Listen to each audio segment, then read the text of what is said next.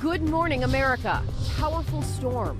Hurricane Erin battering Puerto Rico and the U.S. Virgin Islands with heavy rain and high winds. The storm ready to whip up dangerous surf and life-threatening rip currents up and down the East Coast. Our weather team tracking the timing, plus the warnings for anyone headed for the beach. Headed to Washington, Ukraine's President Zelensky to meet with President Trump on Monday, days after that Alaska summit, now extending the invitation to other world leaders. Will it go better than last time? You don't have the cards right now. With us, you start having cards. Right? As we learn more about the high-stakes summit in Alaska and President Putin's demands ahead of any peace agreement, plus the First Lady's personal letter to the Russian president. Back to work. Canada's government orders striking flight attendants to return to their jobs just hours after they walked out, grounding hundreds of Air Canada flights. What it all means for travelers here in the U.S. Arkansas escape. New details on how authorities say a former police chief convicted of murder broke out of prison. The elaborate plan said to be 6 months in the making. How he eluded search teams for weeks before he was caught. Those back-to-school jitters. I hope she's okay. Kids and parents understandably anxious about the first day in the classroom. The advice on how to ease the transition and manage any anxiety. You're a superstar. Yes, that's what you are. You know it. Come on. And the U.S. Open countdown. Fans gearing up for the biggest tennis event in the world. Everything that's new this year as rising stars and favored champions get ready to make a smash. Live from ABC News headquarters in New York City, it's Sunday. Good morning, America. How about that song to wake you up kidding? this morning, Vogue right? on a Sunday? Yes, please. Good morning, America. Happy Sunday to you. We are getting excited here for the U.S. Open, including Venus Williams making her return to the tournament. But first, we do have a lot of news to get to. Canada's government moving to end the strike by flight attendants. The late word this morning on when those Air Canada flights could resume. And Ukraine's President Zelensky is headed to Washington for his meeting with President Trump. Other European leaders are now invited to attend, even as Russia launches more strikes on Ukraine overnight. And we'll talk about the stakes there, but we do begin here with Hurricane Erin. Here's a look now at the storm last night as a weather reconnaissance squadron flew into the hurricane's eye. Look at that image right there. Hurricane Erin weakened to a Category 3 hurricane overnight, but still remains, of course, a major hurricane. You can just see its size. Our weather team tracking its path, but we begin here with Morgan Norwood looking at the expected impacts all along the East Coast. Good morning, Morgan.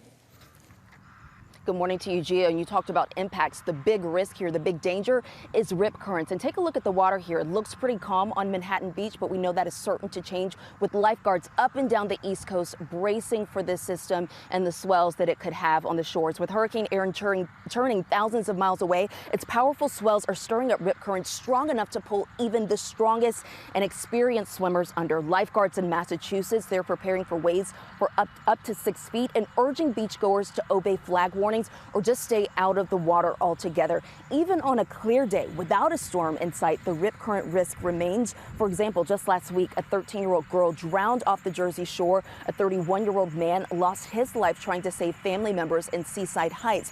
So if you're headed out to the beach, again, you want to check with lifeguards first. And remember, when in doubt, don't go out. If you do find yourself getting caught in a rip current, the big takeaway here is don't panic. You want to swim parallel to the shore or just float until that wave breaks and then try to make your way back. But again, do not panic. Signal for help.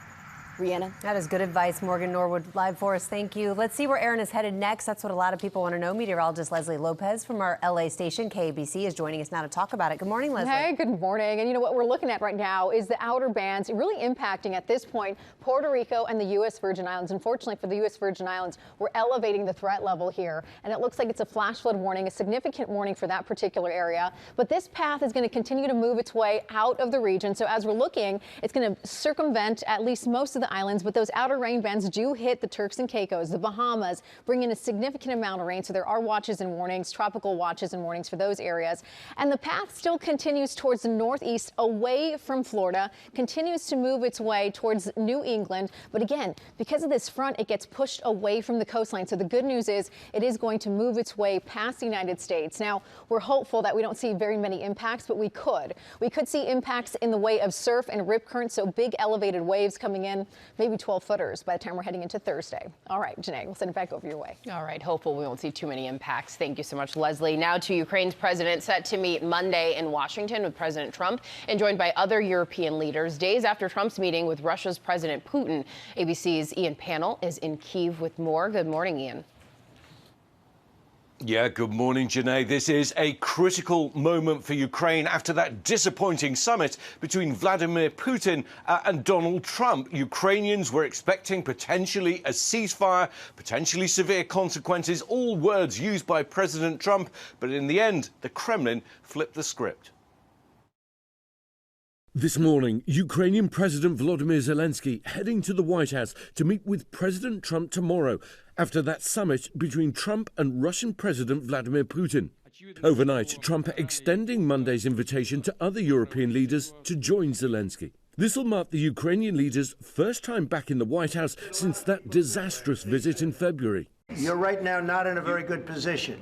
You've allowed yourself to be in a very bad position, and he happens to be right about it. From the very beginning of the war. You're not in a good position. You don't have the cards right now. With us, you start having cards. Tomorrow's meeting takes place as it becomes clearer what went on in the Trump-Putin meeting. Mr. President, I'd like to thank you very much, and we'll speak to you very soon and probably see you again very soon. Already occupying 1/5 of Ukraine's territory.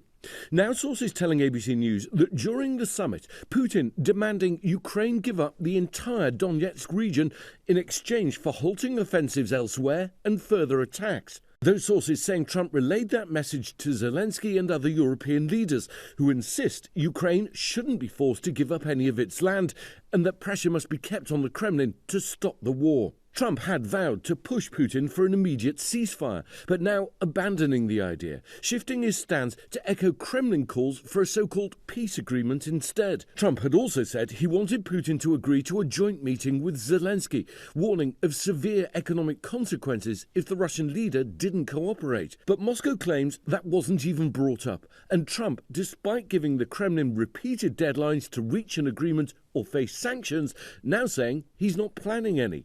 It's also been revealed the president hand-delivered a letter to the Russian president written by the First Lady. In the letter, she raised concerns over Ukrainian children. Ukraine's documented almost 20,000 children forcibly deported to Russia. Putin touting Friday's summit as timely and very useful, and Trump calling it a very successful day, claiming to have made a lot of progress. Yet days after the summit, it's still unclear what, if anything, was actually agreed upon. And as Putin stepped foot on US soil for the first time in nearly a decade, welcomed lavishly with a red carpet, applause and a flyover, his own military was still bombing Ukraine. Glide bombs and drone attacks reported across the country. Putin's forces trying to advance on the front lines. The Russian ministry releasing this new undated video of their offensive. Smoke rising from this Ukrainian home after a Russian strike. Russia's intensifying attacks this week have added more pressure on Ukraine's already stretched military as they try to fend off the Russians using drones to target military vehicles. Despite Trump endorsing Putin's claims he wants a peace agreement, the reality on the ground is that Russia's war on Ukraine is neither easing nor ending.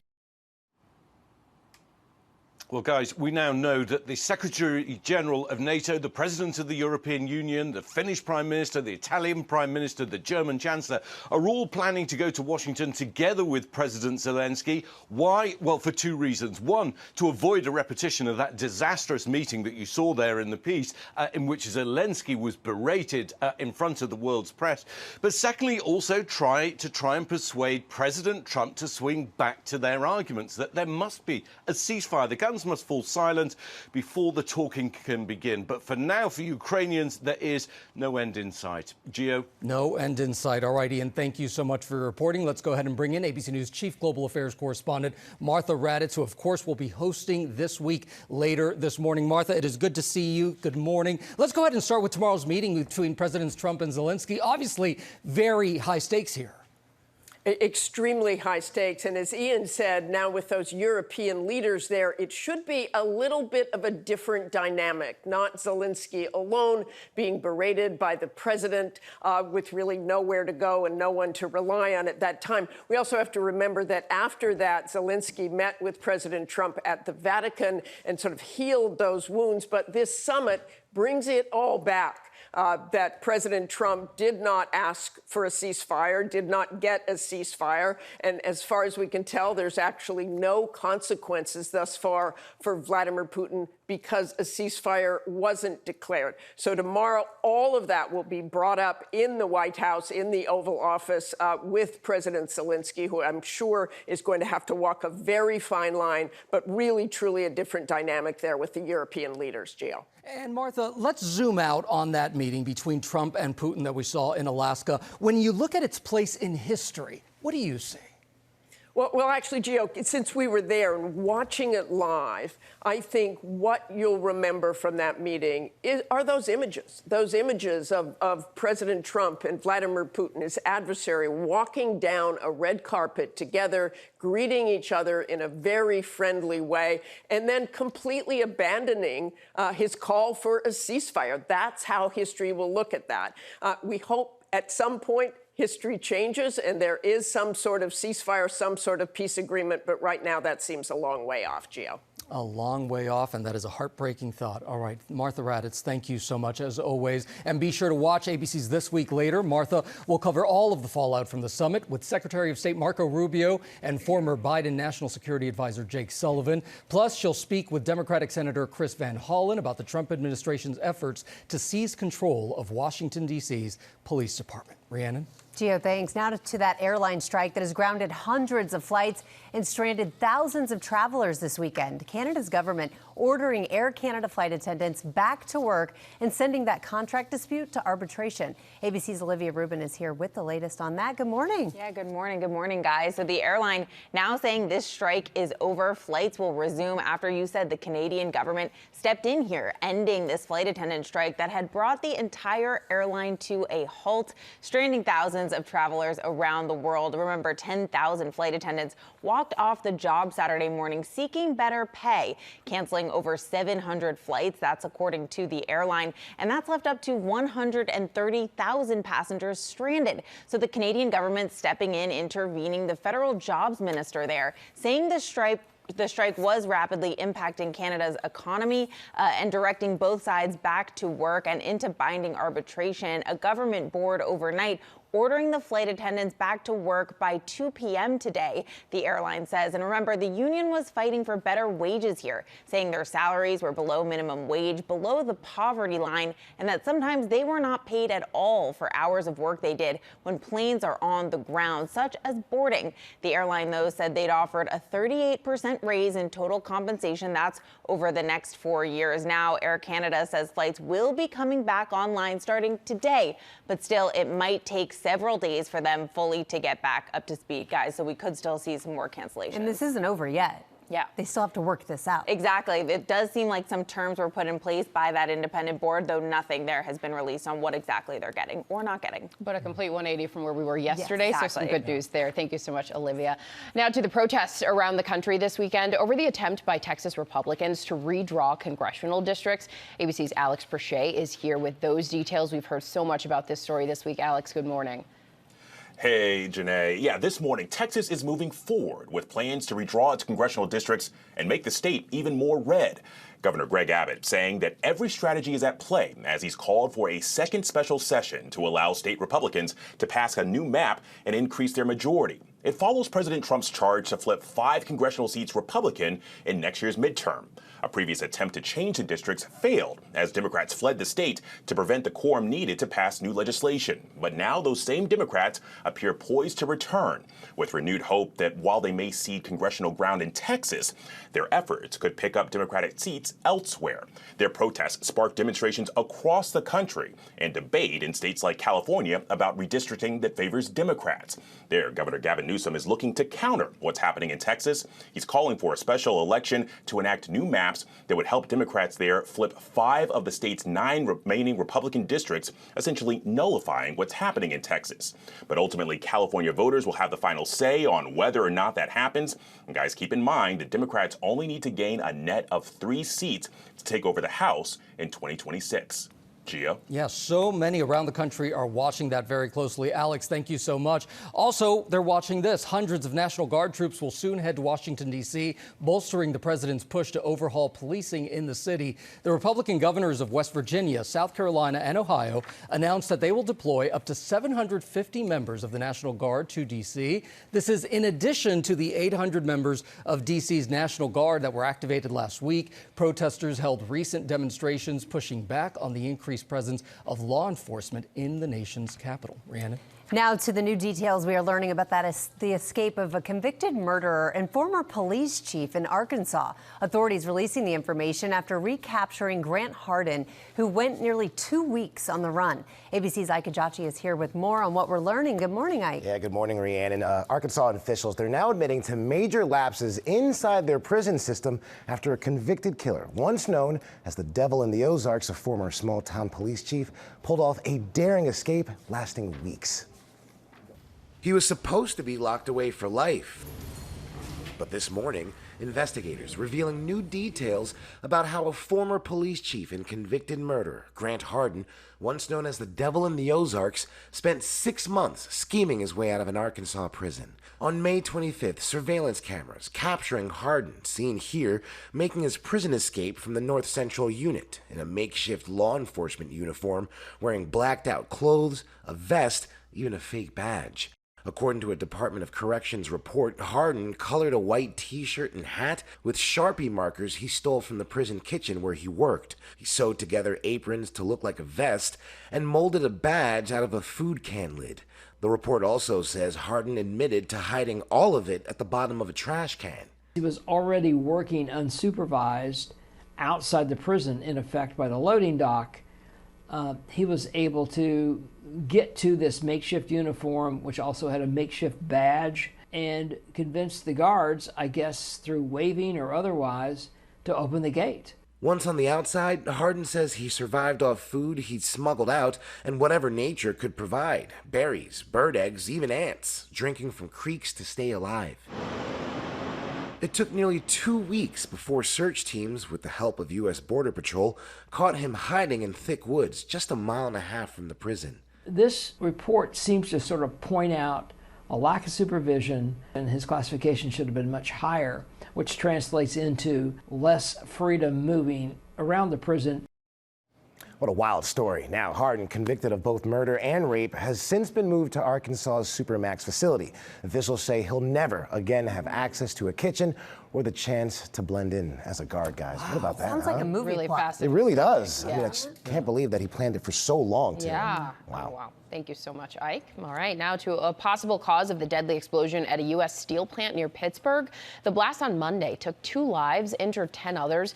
U.S. Steel says its preliminary investigation found that the blast happened after pressure built up while a gas valve was being flushed ahead of maintenance work. All right, now to the U.S. Open, the biggest event in tennis, and fans will be seeing some changes this time around. ABC's Will Ganss is here with what we can expect. Look at that. Look at that serve. Good morning, Will. This year, the U.S. Open is giving fans more tennis than ever before. The main draw is kicking off a week from today, which marks the first time ever in U.S. Open history that the U.S. Open will start on a Sunday. But leading up to that is an enhanced fan week beginning Tuesday, which includes a totally reimagined mixed doubles tournament with some of the biggest names in tennis competing for a $1 million prize. Some of those teams include Americans Ben Shelton and Taylor Townsend. Wimbledon champion Jannik Sinner, by the way, was supposed to play with American Emma Navarro, who withdrew last minute in a shocking decision. He has until today to pick a different partner. But all eyes will be on this tennis legend, Venus Williams, at age 45, receiving her wildcard invitation, making her return to Grand Slam tennis. At the mixed doubles, she'll play with fellow American Riley Opelka, as well as playing in the singles event a little bit later in the week. As for the rest of the U.S. Open, could we see an American crowned singles champion? Well, on the women's side, Americans Coco Gauff and Madison Keys are expected to make deep runs. And on the men's side, Taylor Fritz, Ben Shelton, and Francis Tiafoe are seen as top contenders. The U.S. Open mixed doubles begins Tuesday on ESPN2 with the singles competition beginning next Sunday, August 24th on ESPN and ESPN2.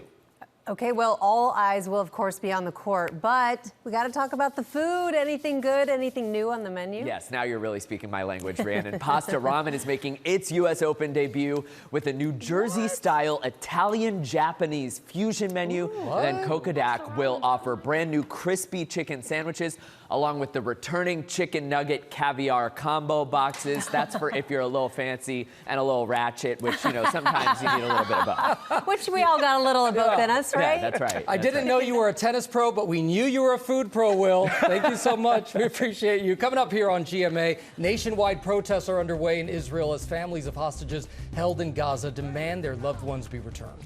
Plus, the key emotional milestone ahead as parents prepare to drop off kids for the first day of school, the signs of anxiety parents need to look for, and how to handle it. Anxiety in us or the kids? Both. And planning a wedding can be so overwhelming. Now, some couples are instead turning to AI for help. We'll explain. I will follow him wherever he may go. There isn't an ocean too deep, a mountain so high it can keep me away. Oh, what a classic right there. Welcome back to GMA. That's just one of the memorable scenes from the very funny movie Sister Act.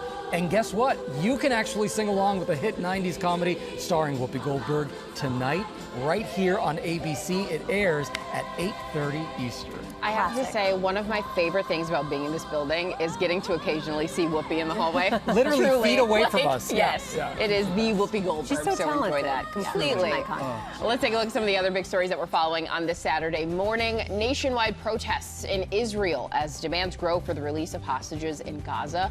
Crowds gathered and businesses shut down in solidarity today. Demonstrators urging Israeli leaders to make a deal to secure the safe release of people captured by militants in Gaza. The protests come as Israel signaled plans for a new offensive in Gaza. And a milestone this morning for Pope Leo. He marks 100 days as pontiff and his first days as the head of the Catholic Church. The Pope has spread a message of unity. In his message today, Pope Leo urging Catholics to lead with acts of love and to commit to serving others. And a cross-country milestone as one woman's journey on four wheels comes to an end. Brooke Johnson holds the title as the first woman to skateboard across the United States. She set out on her adventure from California more than 100 days ago and finished strong in Virginia Beach. And this excursion, it was for a good cause.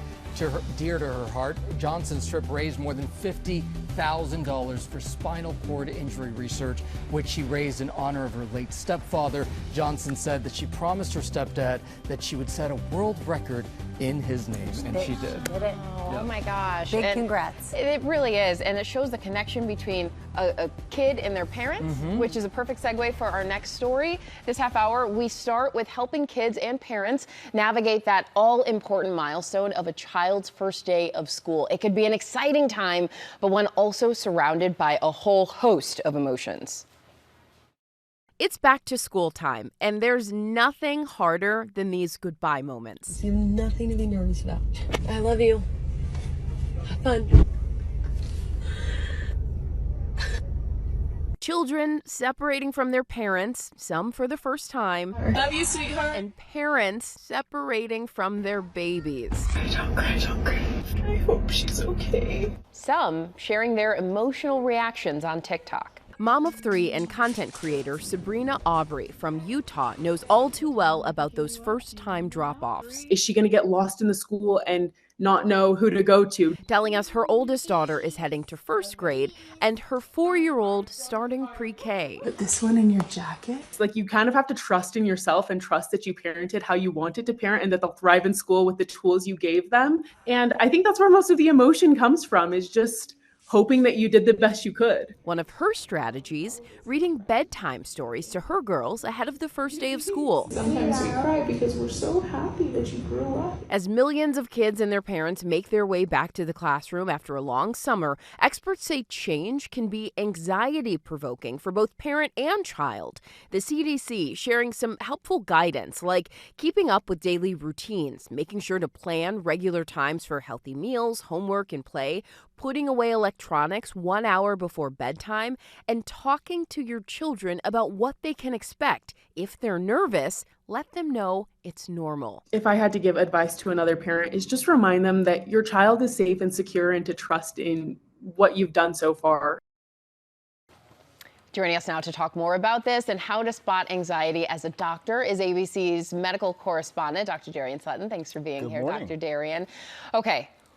Because this is tough Deep for breath. parents. I know. Really How tough. can parents distinguish between normal first-day nerves and something more serious like anxiety or depression? Yeah, Janae, I think it's important to understand that it's more common than you think, and it might not present as you'd expect. So anxiety is extremely common. A recent study shows that nearly 32% of adolescents experience some level of anxiety. That's nearly 1 out of 3. And I think it's important to understand it might look different. For children, for example, it can often present as physical symptoms, constant stomach aches that are unexplained, headaches that are unexplained, even frequent trips to the nurse while at school. If you don't have an understanding of why medically, it might just simply be that nervous feeling. Also for adolescents, it can be emotional or behavioral changes, irritability, withdrawal, isolation. So your question, when to tell the difference between when it's normal and when it's a problem, the main key here as a physician when we think about this is when it starts to interrupt their life, their schoolwork, their social performance, when they begin to get more isolated. That's when you want to start thinking about whether or not you need to intervene clinically. But even before that, when you notice those first signs, you want to start with a conversation. And that conversation, I know you two are so good about having these conversations with your kids, Yeah. but I can imagine that that's really tough to just get that conversation started. So what are some good conversation starters? Yeah, well, I think every child is different, every parent is different, but if you want advice from a physician who has difficult conversations on the regular, I have to remind everyone, good conversation is structured and intentional. So when that child gets home, for example, you want to start with avoiding closed-ended questions and you want to lean into open-ended questions. Not how was school? Exactly. If I ask you a simple question, did you do well at school today? You're going to say yes or no. But what was the most fun part? What was the most difficult part? You ask those open-ended questions, you wait, then you summarize what they've said, and then you follow up with questions of curiosity. That's how you maximize their input in the conversation. That almost felt like you were asking me. I was ready to Yeah. answer. That's how I talk to patients. You got to make sure to allow them space to talk, and that's how you can start. And I know one of Janae's is starting kindergarten. My oldest son is going to middle school, Oh, a brand new school. So I'm having all this anxiety. Yeah. How can we as parents model that, confidence and calmness to our kids when we're feeling all these jumbled emotions? Yeah, well, I can understand that. As an ER doctor, there are moments when I'm nervous, and I also find that there are many moments when patients are nervous. And one of the ways that you can tackle this is understanding what's unknown. A lot of the fear resides in the unknown. You want to plan your day out step by step, make sure they understand and that you understand. You want to have your action plan as well. Understand your school resources, your administrators, your counselors. Understand where you would go in the event of an emergency and what your school can provide. Individualized education programs, 504 programs. You also want to talk to your doctors about screening. If you have concerns about intellectual abilities, you want to make sure that that child is screened, and then, of course, have opportunities for emergencies. 988, the helpline, and, of course, the emergency room if you feel like it's too much for you to handle on your own. Good, important reminders. It's so much. It's so much. Yes. Deep breath. Take a deep breath, everyone. We're going to get through this together. We are in the throes of peak wedding season. All three of us have been through it. Planning for the big event, it really can be a full-time job, can't it, guys? Now couples are turning to AI for help, which was not around for the three of us, but the recently engaged Will Ganss. He can save some can money. Now, yes. That's right. Will and make your some life stress, easy. all of the above. Yes, when it comes to wedding planning, forget saying yes to the dress. For couples hoping to say yes to less stress and saying yes to no financial duress, they're upgrading from I do's to AI do's. Here comes a bride. Whether it's picking the perfect dress or finding a prime location, it's no secret that wedding planning comes with a seemingly never-ending checklist and a big price tag. But now more and more couples are turning to AI to help plan their big day. I had multiple panic attacks leading up to my wedding day because of just pricing alone. And then that's when I started incorporating AI into some of those planning details. Bride Caroline Navarretti used ChatGPT to help with wedding tasks like building a timeline, forming to-do lists, and even flower arranging. We used ChatGPT to calculate the quantity of florals. My mom had some friends that had some experience making bouquets and arrangements, and they said, we'll do it for you, but you have to buy us the quantity of flowers. I basically gave it all the information it could possibly need, and it came up with some quantities. According to online wedding planning platform Zola, couples typically spend 2 to 6 hours a week on wedding planning. Now, a brand new survey showing 55% of 2026 couples are incorporating AI into that process, with the average wedding costing $36,000 and as high as nearly $65,000 in places like New York City. Couples are taking advantage of the cost-cutting and time-saving tools AI has to offer. AI can really help couples with a lot of the tasks that take up a lot of their time in the wedding planning process. So, for example, creating their budget, figuring out their payment schedule, even doing a lot of the writing. I think it's a really great brainstorming buddy to help you understand how you might be able to save money and to inform conversations with your vendor team about saving money. Popular online wedding planning companies like Zola and The Knot are also integrating AI into their own platforms. Just this week, Zola set to launch a new budget and contract analyzer tool. That will simply help you understand your payment schedule, make sure that you make your payments on time, and also help you better understand all of those contracts that you have to sign. Leah May and her fiancé Ben are busy planning their dream destination wedding in Portugal for next September. Even though they have a planner, she says AI has already been a huge help. We use AI to really get a sense for what's happening in Portugal at that time, any regulations we need to be aware of when we're planning a wedding and inviting all of our guests there. So being able to bridge that gap and quickly identify if there are any nuances to consider has been really helpful for us. And while AI is a helpful tool, experts stress it still can't totally replace actual people for the more human aspects of wedding planning. And the number one thing couples said they would never use AI for: their wedding vows. So if you're listening, Jason, no ChatGPT for my wedding vows, okay? To quote Adele, divorce, babes, divorce. Oh, before it even happened. No ChatGPT in my vows. You set your boundaries. That's right. Good for you. Thank you. Still coming up here on Good Morning America, our group chat, sharing the stories that got us talking this week. It already started. This is the group chat. That's a good one. All right, we're back now with our favorite segment here. It's called the Group Chat, where we get to talk about stories, events, experiences that stand out in the week. And I'm going to go first here. So, are you one of these people who you're constantly checking that sunset time? And as you get further into fall and winter, it gets darker and darker, earlier and earlier. Yep. Well, at my house, Tommy's one of those, constantly checking. And you get kind of sad because it gets darker. He calls it seasonal emotions. That's not what it's called. Yeah. I looked it up, and it's actually called seasonal. What is it? Seasonal, let's put it, affective disorder. Okay, so it's a real thing that we looked it up here. Okay, so here's what the experts say, that shorter days in the fall and winter equals less serotonin. Oh, that makes sense. Right? And so that's also disrupting your circadian rhythm, among other causes. So we wondered, okay, well, what do you do about this? So this is what the experts are saying right here. So get natural sunlight early, get a light box if you're up early or you can't get outside, exercise, 3 to 5 times a week regularly, check those vitamin D levels. Yeah, vitamin D might be low. Mm-hmm. And also prioritize those in-person social relationships. Get off the phone. The social relationships are so key in life in general. But 100%. There's something about when you go to work, it's dark. When you get off of work, it's dark. It's, Totally. You're just never outside. Okay, so my story, I love this one. It's really, really good. A man lost his wallet on his job more than a decade ago. His name's Richard. He was working on the Ford assembly line in Michigan back in 2014. Yes, building cars. He lost his wallet during his shift. He was searching all these cars for him. He couldn't find it. Fast forward more than 10 years, he got a message on Facebook asking, did you lose your wallet? Well, it was found by a mechanic. Wow. It was Oh my sandwiched gosh. between the transmission and the air filter box. Still had his driver's license, had gift cards, money, everything. Oh, that is and he got it so back. cool. Wow. Yeah, 150,000 miles on the car. Well, congratulations to him. I know. What stood out to me in the background of this week was the conversation around the end of the very popular show, And Just Like That. The Sex and the City revival series, it just aired its final episode after 3 seasons. Viewers had strong reactions throughout the show's run. Obviously, there were the fans who just loved it. There were also many who described it as a, quote, hate watch. Viewers equally captivated and frustrated watching the show unfold, but unable to stop watching, still coming back the next week for more. It's interesting to me because we're in a time where there's so much nostalgia and longing for what's familiar and comfortable. Sex and the City will always be familiar and comfortable to me. The show will always be iconic, even if And Just Like That left us with a sad farewell to Sarah Jessica Parker. I loved it, though. I really and the did. Carrie Bradshaw I enjoyed legacy. it, too. Yeah. I did. I loved it. All Still right. felt good. Dennis Thank told us to you be nice. so much. Gio was on his phone. Thank you for starting your day with us. I was looking up stuff.